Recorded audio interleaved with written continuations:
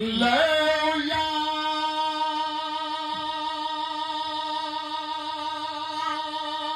ਹਵਾਲੇ ਰੱਬ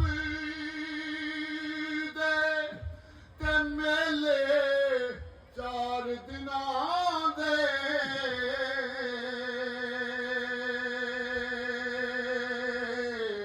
ਉਸ ਦਿਨ ਈਦ ਮੁਬਾਰਕ ਹੋ ਤੇ ਜਿਸ ਦਿਨ ਫੇਰ ਮਿਲਾਂਗੇ